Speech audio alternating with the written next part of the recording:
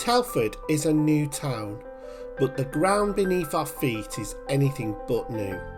Before the shopping centres, before the roundabouts, before the housing estates, before the name Telford even existed, this landscape was alive with industry, coal, clay, iron, bricks. The whole community built their lives around it. Today we're going to find out what's left. This is Lost in Telford. The kilns burned day and night. No holidays, no quiet seasons, just the endless rhythm of bricks, thousands a week, feeding the growth of villages and towns that barely knew the hands that shaped them. They called it the California Brickworks. The locals joked that the only thing Californian about it was the heat. Hi, I'm Steve. And I'm Marcus. And welcome to Lost in Telford.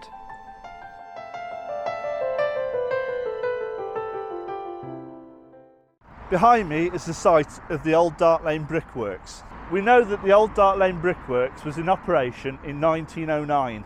We don't know why it was called the California Brickworks, but we do know that it was one of the many brickworks in the area. So here is the California Brickworks, or the Dart Lane Brickworks. So let's get our bearings here. We can see over on the right hand side that this is the gym area here. And this is Rampart Way coming down where the cross is. So you can see now, if I look, the brickworks was exactly in the middle of the Eastern Primary, just as you come under the interchange there. So we can see here that we had a railway running here. This railway here is what we call the Coalport line, and that comes through. So that would have probably have provided some sort of sidings for any bricks that were being taken out of the site. But you can see here it's quite a substantial site. Now the ground around it, the contours of the ground around it seems very undulating. We've got Dart Lane Colliery over on this side. So you can see that there are sidings running from the brickworks, coming out over a short bridge and then coming up and tipping on the colliery site itself.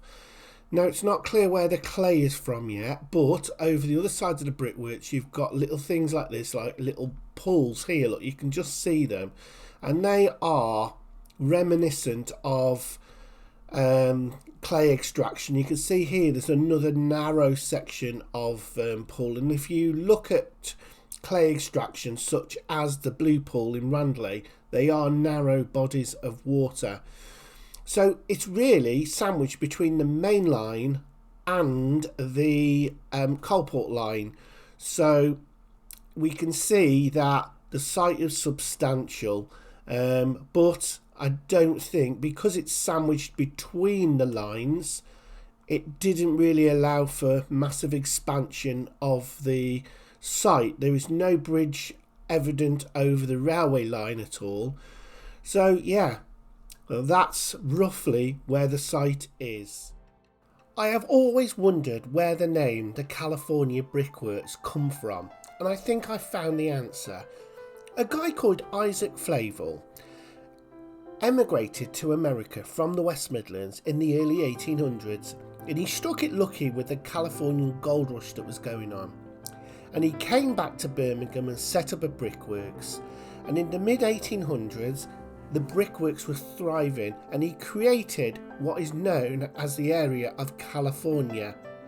Now he also went on to purchase different brickworks in the Midlands area, and he possibly could have had an influence or purchased this particular brickworks here, hence where the name California came from.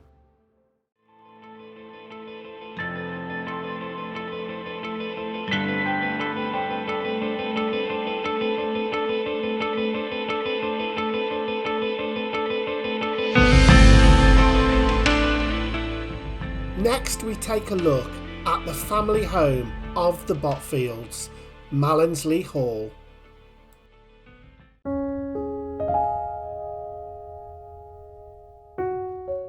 I am standing in the position of what was once a farm that was attached to Malinsley Hall. The hall was later lived in by William Botfield.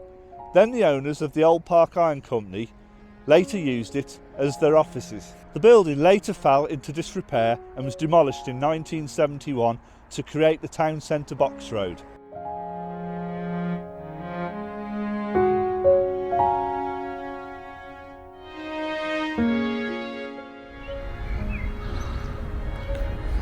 This tree behind me is the last remaining tree that was in the grounds of Malinsley Hall.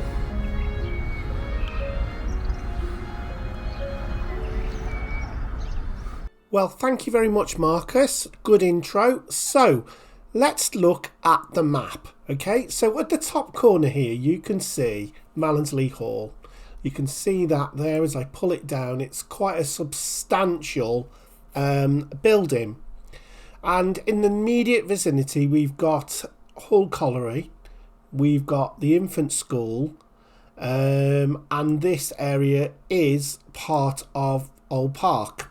Okay, so as we come further down, we've got the road here that comes from Dark Lane. It comes up, it comes past the Cartwright's farm, it comes up the hill, and then on this sharp bend here, the access to the hall was there by Abbey Villas.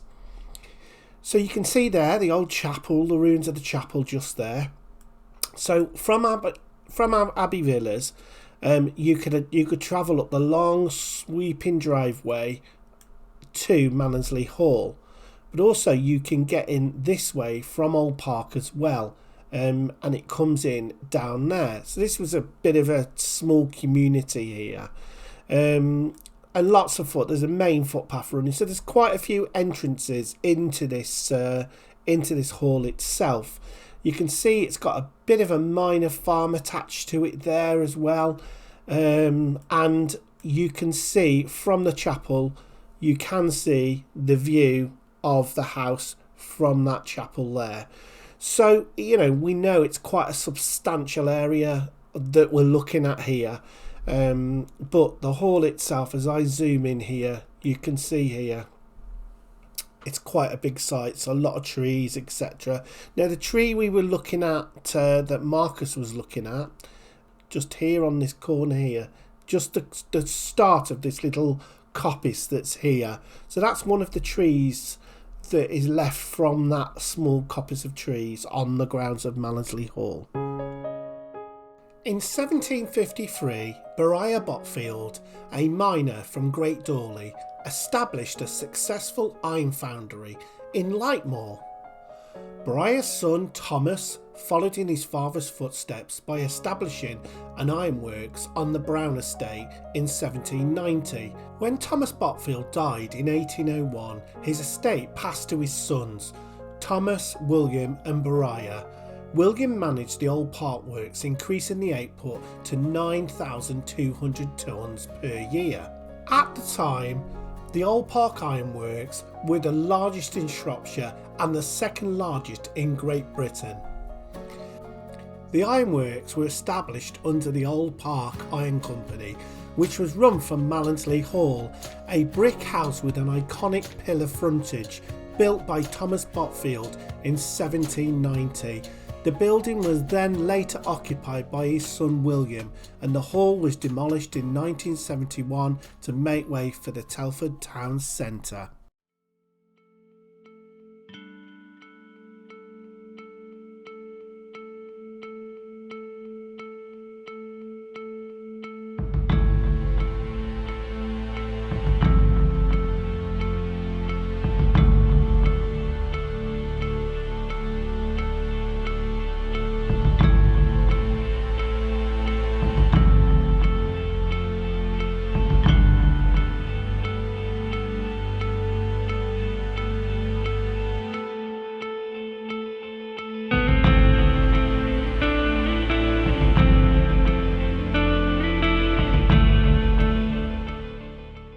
The area of Malinsley was a very agricultural area and contained various farms, and we're going to take a look at one farm in particular, and it's called Spout Farmhouse.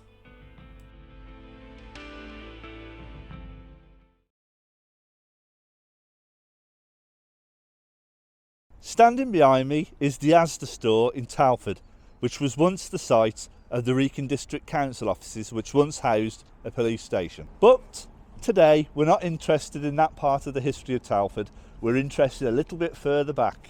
It was also the site of Spout House and Spout Farm. The farm was one of the biggest farms in the Malinsley area. It was also the position of Spoutmound, which was one of the greatest viewpoints over the Malinsley area. Let's take a look at the location of Spout House. Now, you can see over here is Spout House. You can see it's quite a large farmstead, but the farmhouse doesn't seem to be that big, and it's very difficult to tell what it looks like. But you can see here we have got a watercourse originating from here, and you can see that's coming down there and heading down, and it looks like we've got a kind of pool area here. There's a bit of a sluice and there's a well, but here is the Spout House itself. You can see it's concentrated exactly where Asda is now. Now this is Spout Colliery here, which would have been built on the land of that farmhouse, and you can see it's quite a substantial colliery, and we know it as Spoutmound. Okay, so you can see it's very, very close to Malinsley Hall, and this is what makes me think that these two are linked. But yeah, you can see it's quite a substantial farmhouse, but also there's quite a lot of fields around it for that agricultural use. Very little is known about Spout House or Spout Farm. What we do know is there was a quarry on the site for sandstone in 1791, and a lot of the stone from this particular quarry was used to build Stone Row, the small group of cottages, but also potentially St Leonard's Church in Malinsley itself. During the early part of the 1800s, the farmhouse was owned by William Botfield, and he sold it in 1818. It could be said that the Botfields lived at this farm until the construction of Malinsley Hall, which was literally just a stone's throw from Spout Farmhouse. After the Botfields, the farm became leased, and it was owned by a W. Taylor, and he sold the effects of Spout Farm in 1861 with a sitting tenant, Mr. Phillips, and he leased the farm from 1886 to 1905. Now the property was broken up and sold to two different people, and in 1904 Phillips was still in residence. The two lots were purchased by a Mr. Bailey and a Mr. Cadman. Most of the farm at Spout was given over to coal mining, and Spout Mine was established, and it was 540 feet deep. That was owned by the Heybridge Iron Company in 1890. By 1895 to 1896, the Sturchley Coal and Iron Company owned it. But as we know, that was actually owned by the Botfields. By 1900, the Heybridge Iron Company owned it again, and eventually that's how Spoutmound was created.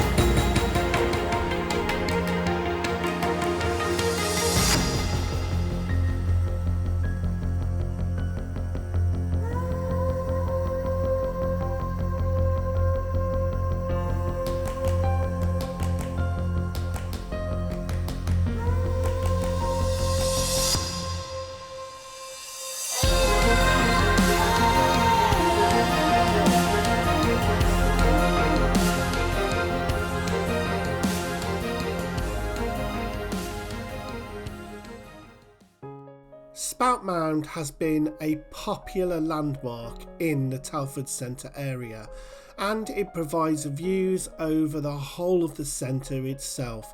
In the 1960s, after the mining left, etc., the site was repurposed for motorbike scrambling. Then it just grew over it. It's been landscaped by the Telford Development Corporation, and now we have this lovely elevated pit mound planted with lovely trees, etc., giving a lovely walk for anybody who lives in that area.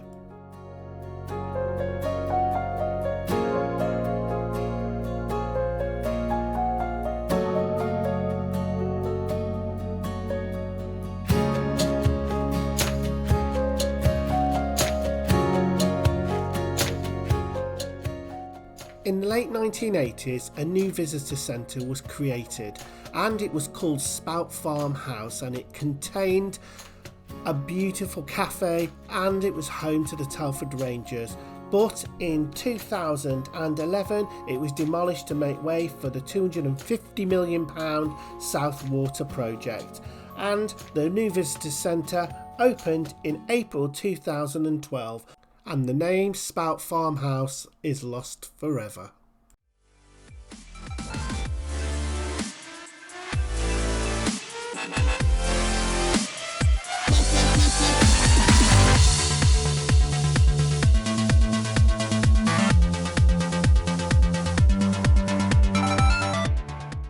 You are watching Lost in Telford by Telford Ultimate Guide. Don't forget to like and subscribe.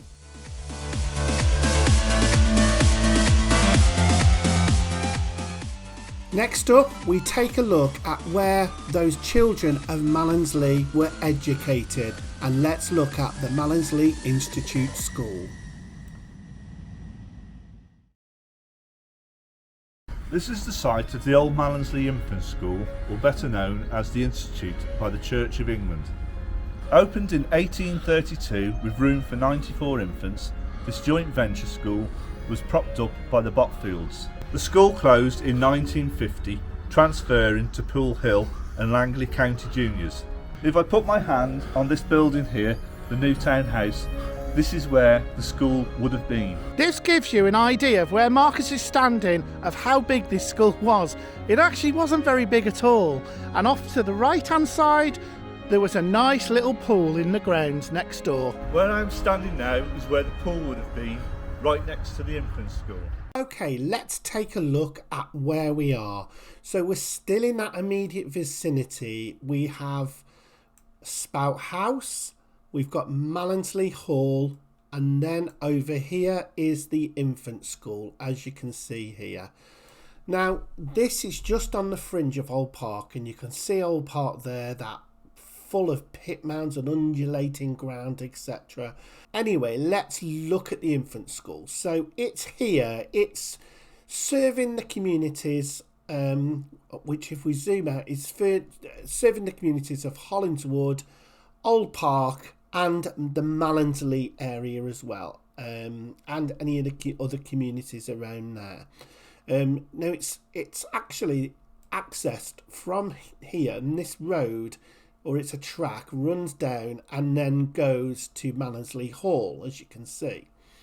So around here is not a lot. It's just full of pit mounds. You can see the pond, the small pond next door in the field.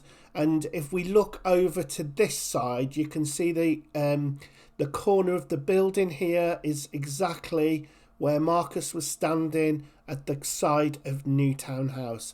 Now, what we have to remember is this ground has been built up massively along here to build Newtown House, and a lot of the overcast overburden was taken and pushed over this way to create this sort of steeply elevated site. So really, there's not a lot to tell you about this school. It would have had outside toilets. It sits on the court, sort of on its end. You can see the face that you see.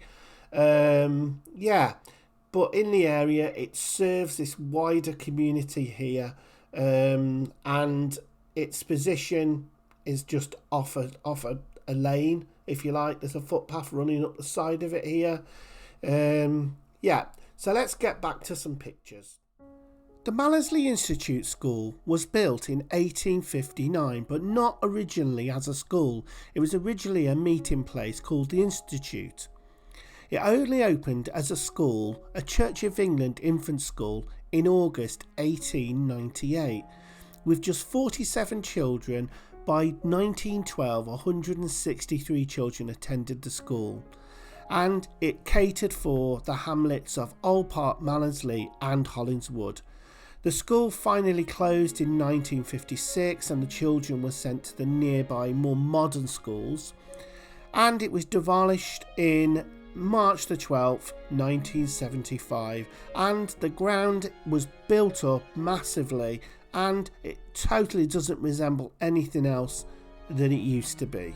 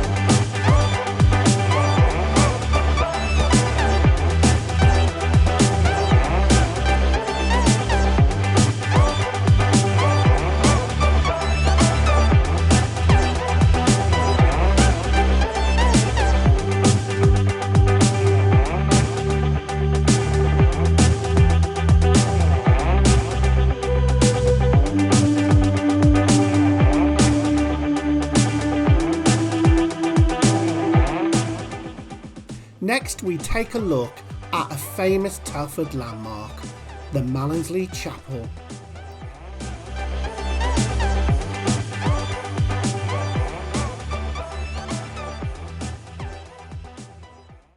I'm inside the Telford Town Centre and I'm standing on the site where once stood the Malinsley Chapel, which was built in 1150. The Malinsley Chapel lay diagonal across where I'm standing now. And behind me was where once stood Sainsbury's. I am standing in the repositioned Malinsley Chapel, which is in Telford Town Park. Built around 1150, and it served the Malinsley area for many centuries. By 1786, the chapel was a ruin. It was later removed and relocated to Telford Town Park in the 1990s. For many years, the bricks of this ruin lay in a field near the Ever Ready factory in Hinksay. As you can see, the chapel lays here in the Telford Town Park, empty, waiting for a new lease of life. Thank you for that, Marcus. Now we are looking at this area here, so we're going to see how this works out on the map. Now the chapel itself lies here in this field here, and this is field 198, and the chapel just sits here on this particular plot. Now right next to the chapel is Abbey Villas, a couple of semi-detached elaborate style houses. And then you've got the access then to Malinsley Hall and then onto the school, which is just up the top there. You can see though it is on its own, and I think this probably would have been part of a much wider community around here, because we've got school, we've got buildings here, and maybe over time these buildings it was a more populated area during the Norman times, but it's a strange place to have that chapel, and we can see Dark Lane winding its way up here, as you can see there. So that's the position. That is in the grounds pretty much on the field owned by Malinsley Hall. Sitting in a quiet part of the Telford Town Park stands the quiet remains of one of the area's oldest surviving structures. The ruins of Malinsley Chapel, weathered by centuries, moved from its original home in the old part of Malinsley. This has long since been abandoned, These stones still whisper the story of the community that once gathered inside them. Malinsley Chapel was built around 1150 during the Norman period. In its early days, it served as a simple but vital purpose, a place for small services, a quiet prayer, or a safe haven where weary travellers could stop and rest and find shelter. As the centuries passed, the surrounding land changed hands. The chapel eventually became part of the estate of the influential Botfield family. It was absorbed into the grounds of Malinsley Hall. Though modest in size, the chapel remained a spiritual landmark in the heart of the estate. The chapel's most striking features survive: two well-splayed Norman windows and a round arch niche set into the east wall. These details are unmistakably Norman: thick walls and narrow openings and simple round arches. Over the centuries, the chapel became a ruin, and by the 17th century the chapel had fallen into a ruin. Its roof had collapsed, its walls had crumbled, and nature slowly reclaimed the site. In 1786, the Reverend Williams painted the ruins and captured the building, which was already long abandoned. The turning point came in 1909 when Edward Parry, who was then the vicar of Malinslee, purchased the chapel site. Parry wasn't a collector of ruins, he was a man with a mission. He bought the land with the hope of bringing the chapel back to its former glory, restoring a piece of Malinsley's medieval heritage for future generations.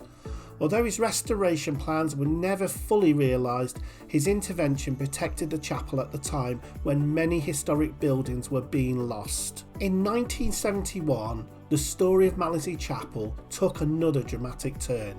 As the new town of Telford expanded, the chapel's original site faced redevelopment. Rather than let the structure be destroyed, the chapel was carefully dismantled, stone by stone, piece by piece. Each block was numbered and recorded and transported to a nearby farm by the Ever-Ready factory in Hinksay. On this quiet farmland, the chapel's stones lay in storage waiting for a new chapter. They remained on the site throughout the 70s and to the late 80s. Protected but unseen, this medieval building again was paused in time. Eventually, a decision was made to give the sleeping stones a permanent home, and in the late 1980s the stones were moved once again, this time to the Telford Town Park at the side of Widley Pool, where the ruins were re-erected and preserved as a monument. Today the chapel stands not as a complete building but as a curated ruin, a reminder of the area's deep history and the efforts it's taken to save it.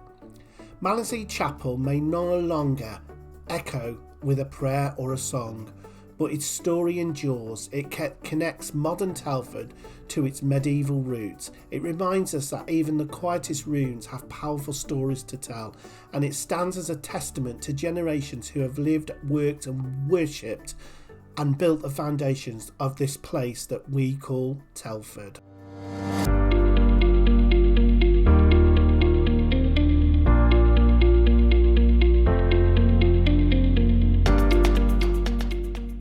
I hope you're enjoying this episode of Lost in Telford. Well, if you continue watching, we are going to take a look at a couple of little villages that are lost forever.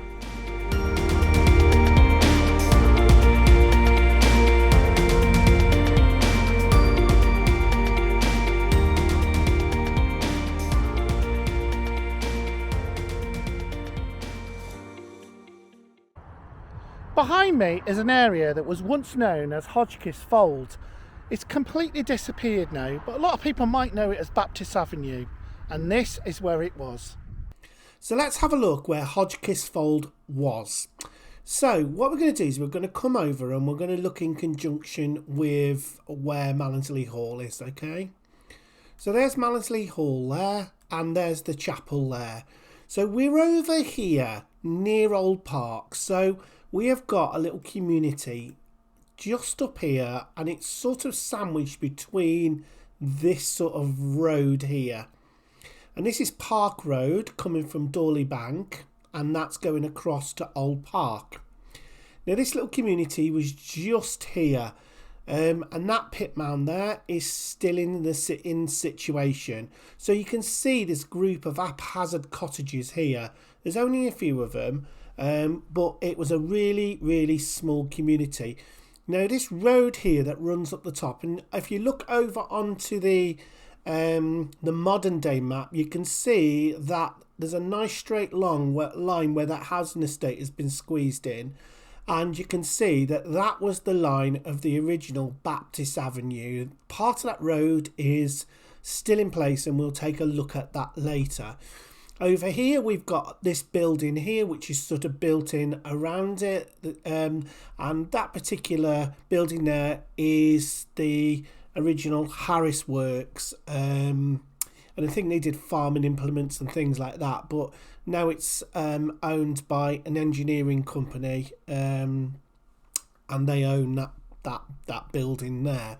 But looking at our little area here, now we can see here we've got the pit mound, back to the other map, and then there's a little bungalow which is there now at this moment, and Malinsley estate is over here on this little bit here.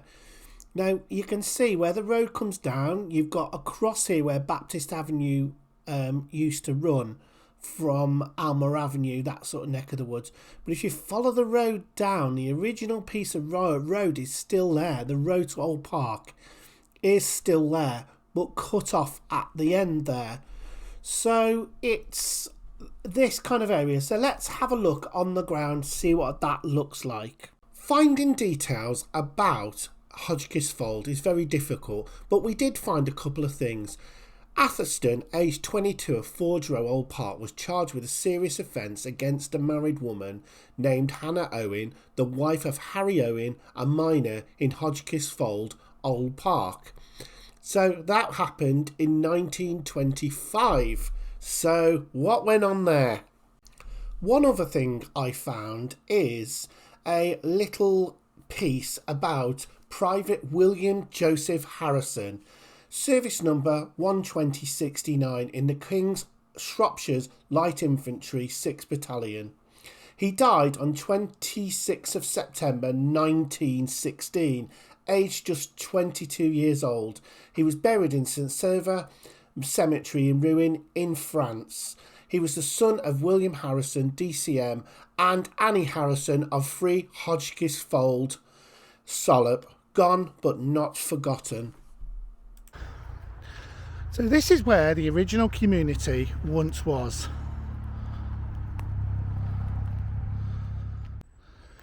So this particular area here would have been where a collection of cottages once would have been. They would have been very haphazard cottages.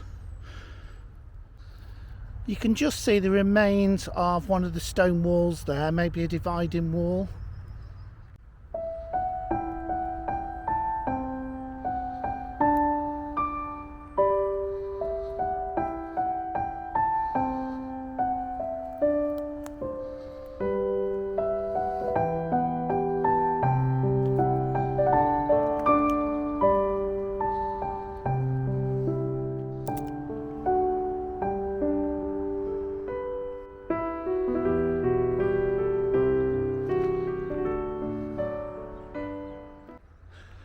So the area I'm standing in now sort of looks like it was originally some sort of industrial premises. It's a large concrete floor.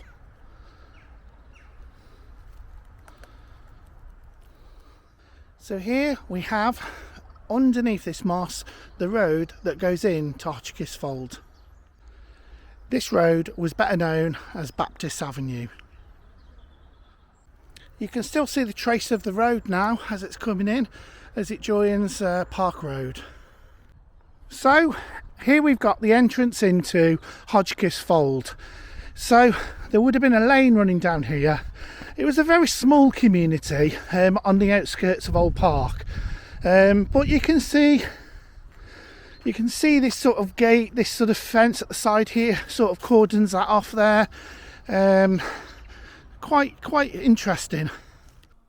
The industrial activity in the Old Park area had left the landscape often likened to the surface of the moon. Large coal extraction by open cast methods eventually allowed the land to be reclaimed, but in April 1976 a major incident occurred on the Dorley Bank to Old Park Road. Waste material from the Oakengates Spoutmound collapsed after the base of the old heap was undercut during excavation. This sent a huge amount of material down to the new road that had been constructed between Telford Town Centre and Malinslee. It uprooted the new road and buckled it completely, and it certainly showed the Telford Development Corporation engineers the importance of safe mining tips.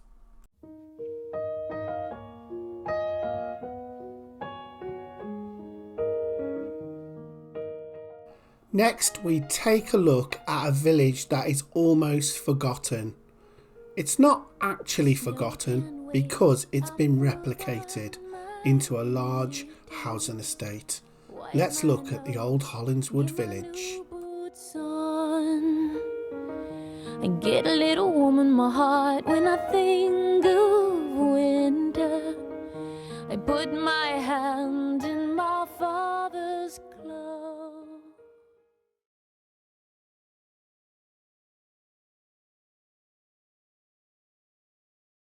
I'm walking down Hollinswood Road now, and I'm in the area of Central Park, which is just on the sort of side of Sned's Hill.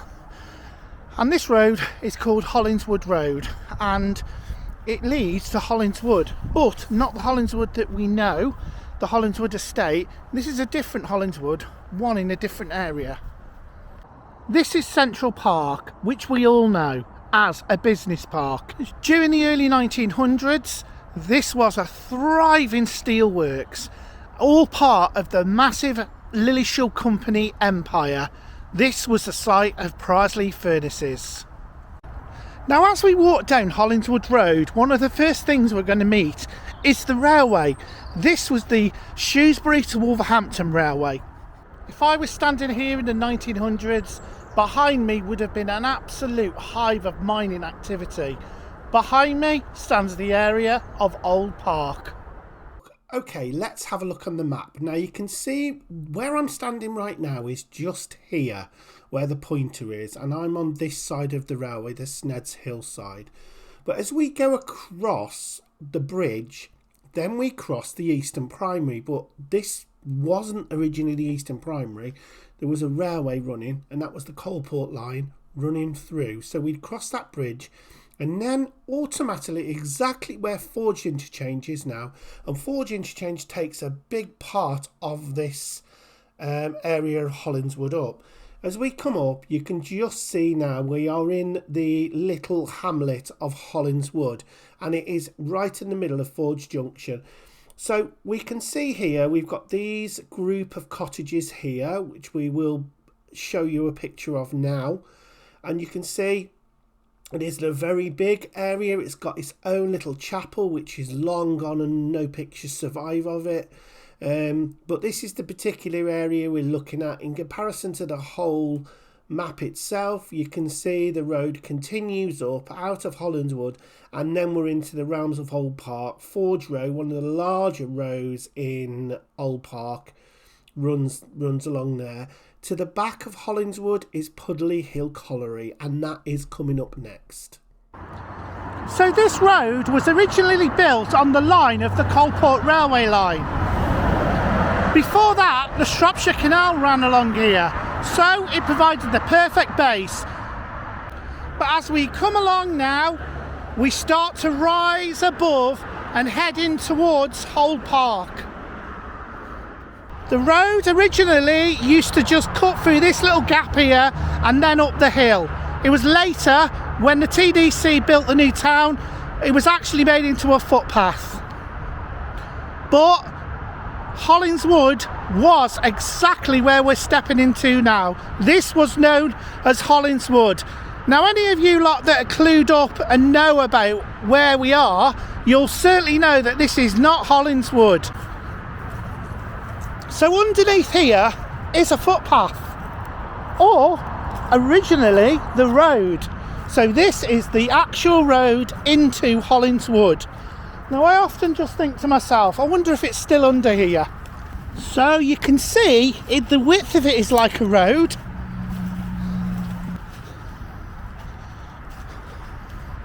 But what happens? It just stops dead. So right in front of me would have been a footbridge. That footbridge would have gone straight the way over and linked into Old Park. But that was before Forge Interchange was built. And when they built Forge, they didn't need it anymore and it was demolished. We're not sure whether that footbridge was wide enough to get vehicles over, but there was potentially the plan that when they were building the new section of the A442 through Greyhound, that they brought the spoil over that bridge into Old Park. So what would the view have been like? Well, if I slightly look over that way, you would have had a row of cottages there, a long row of cottages. So, whatever happened to the path then? Well, it was decided in the 90s that they were going to actually put a link from Forge Interchange across here into Central Park, because Central Park was actually meant to be a lot bigger than it is.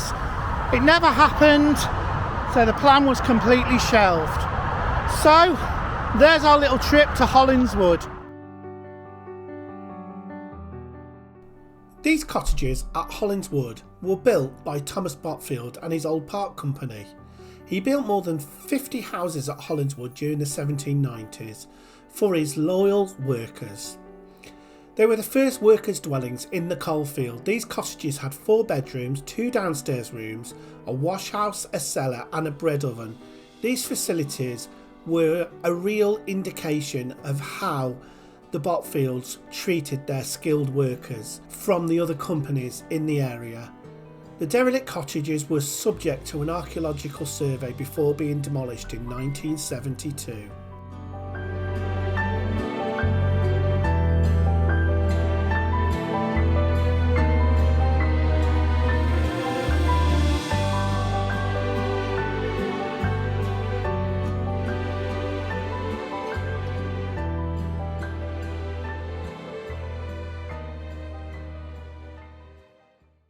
Welcome to Puddley Hill in Telford. I bet you don't know where that name comes from. Now, as you can see here, where my pointer is, this is Puddley Hill Colliery. And it's quite a big site and it's quite a large pit mound, and you can tell from the contour lines here. Now, the railway came in across sort of where Forge Row is. You can see the railway coming up around the corner and then into the site. It looks like a railway of some kind, but also it could be the access into it. But there's another track coming in here. Look, there's another railway. Looks like it's coming in that way. Or is that with the trackway in there? But whichever way, it's a kind of elevated trackway. Now, as you can see, Puddley Hill here, it is quite, I suppose they call it Puddley Hill because it is naturally built on a hill. And in conjunction with Hollinswood, the houses that we were just looking at, you can see are just there. Puddley Hill Colliery was sunk in 1829 by William Botfield as a deep coal and ironstone pit, reaching 751 feet and cutting through 16 coal seams and 5 ironstone seams.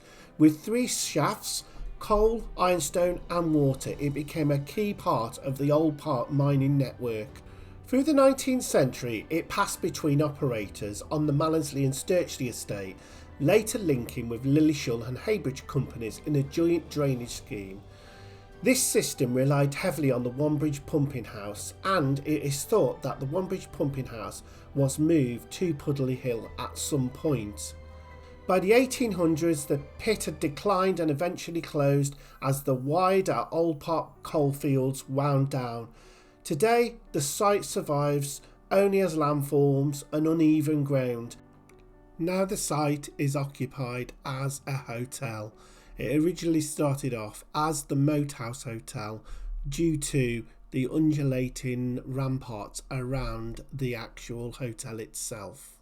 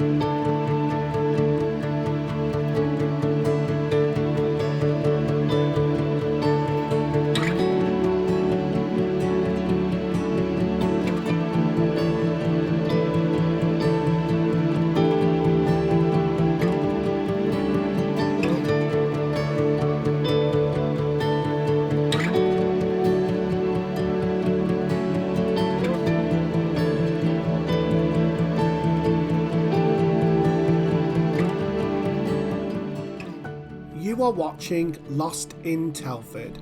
Now I would really like you to click the like button and the subscribe button, or leave me a comment. Tell me what you thought about the video. It's really important we get that feedback. Let's get on with the video.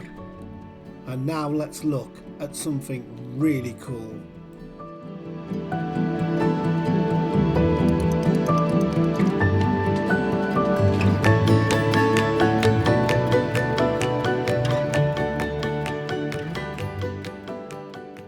This is the Hollinswood Road Bridge, and below it is the Wolverhampton to Shrewsbury railway line. This busy railway line would have had many branches off it to serve the mighty steelworks. Just up the line there, looking north, you can just see the Oakengates rail tunnel. As we walk forward, we come to another footbridge, but this wasn't a footbridge, this was the bridge over the Coalport railway line. Between both railways there was this little swathe of land, and a few buildings were in here, so we're going to go along this piece of land and see what's left. So let's get on the mapping. So right now we are here, just right there. Now we're talking about this swathe of land here, this one that runs all the way up here, and you can see the portal for the Oakengates tunnel there.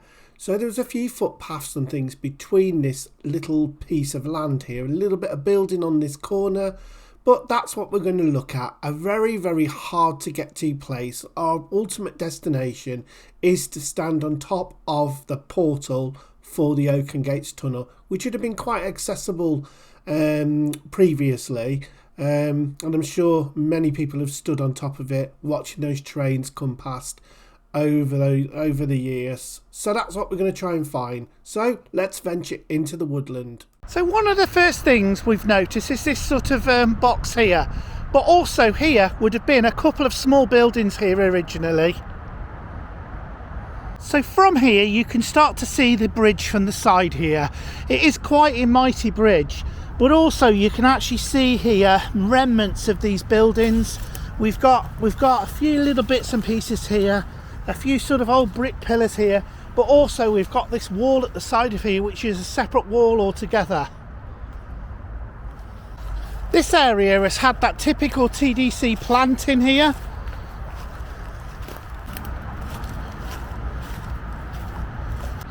I think here you can actually see some of the old hawthorn hedging here, which would have run along here originally. This is a very sort of primitive way of dividing up boundaries.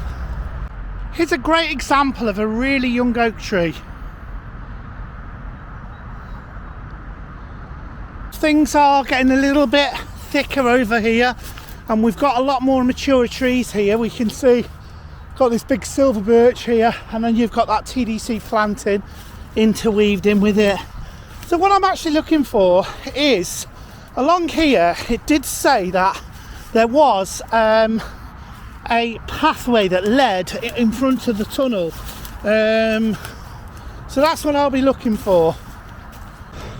So here it looks like we've got a depression in the ground here, and there was actually a boundary that run across here originally, and I think that's potentially what this is here, but you can see there's old posts that are in there.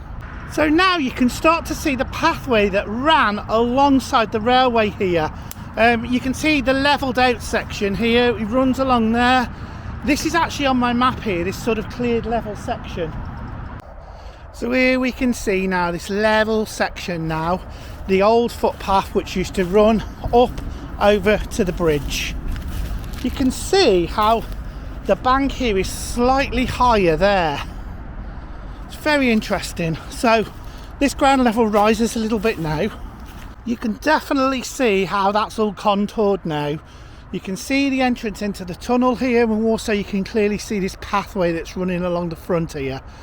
Over there we've got Central Park, but actually on the embankment to Central Park, can you actually see the corrugated steel there?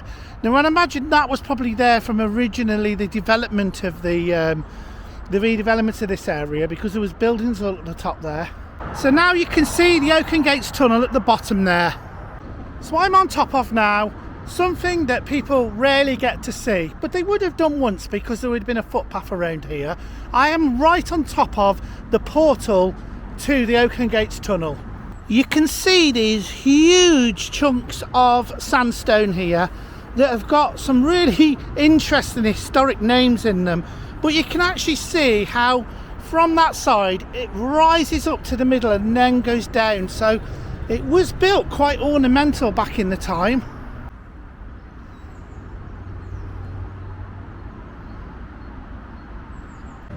You can see some of these initials that have been carved into this stone.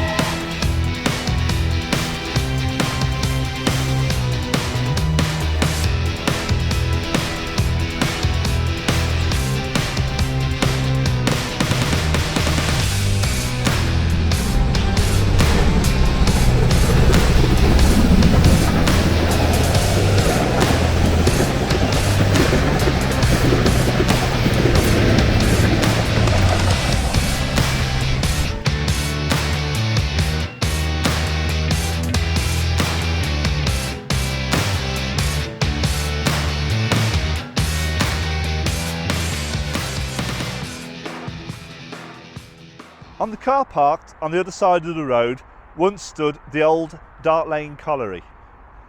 On the other side of the road once stood the Dart Lane brickworks, once known as the California brickworks. So let's now take a closer look. Well, thank you again, Marcus. We're going to take a look on the map now. We're just going to take a closer look at where we are, okay? So we've got the brickworks here. As you can see, the California brickworks, they're just there. And we have got this sort of track here that comes out. It comes over a small bridge, over the railway, and then comes up to the tipping site. So it appears that the brickworks and the Dart Lane colliery were used in the same tipping site at one point. Now we can see that the shaft itself is exactly in the middle of the car park, or around about that kind of way, and that's in the car park of the Rampart Way kind of retail park, where you can see the extent of the tipping area for the old Dart Lane colliery. You can see it goes almost joins in with Lawn Colliery, so it takes up the entire area of where the station quarter is now. And you can see it's just a big, huge pit mound there with a footpath running sort of between it to the brickworks. So we can see it's an extensive site. The brickworks, it doesn't look as if the brickworks were connected to the railway. They might have been, it's just difficult to say. But this is where the two railways sandwich in the brickworks, but our colliery is here. And eventually they went on to another coal mine, which was just over by Stafford Park, and they had the Dart Lane colliery. So this was the later colliery here.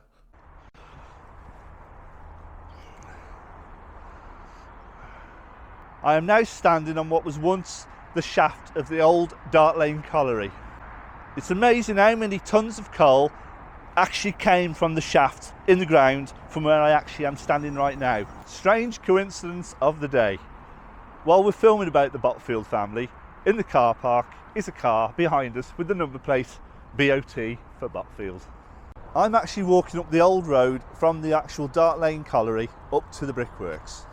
The lane came up this way behind me, all the way along here, up here, over a bridge, over to the brickworks.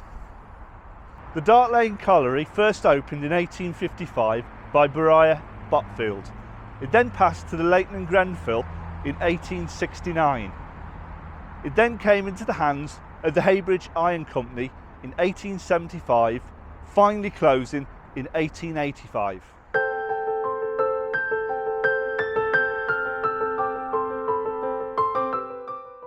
So one thing I wasn't sure about is that this part of Randy Pool was filled in with rubble from the actual the tile works and brickworks itself, but I found evidence to suggest that it was here.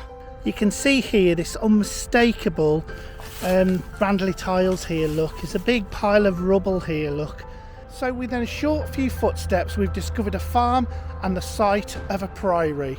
How much more can one bridge offer? Wow, that was heavy duty. And we're still actually following this tramway now. So behind me is the bed of the Wonbridge Branch Canal. You can quite clearly see the slope sides of it, but also one really telling factor when we know we're dealing with any part of the Shropshire Canal is the planting of the hawthorn trees. Well, watch your head. We made it to the top. Me and Marcus now are going to attempt to get down this rather steep slope. Okay, we'll let you know how we get on. I'm standing in front of what was once Lawley Station. If you went in that direction you were going to Ketley, and if you're going into that direction you were going to Horsey.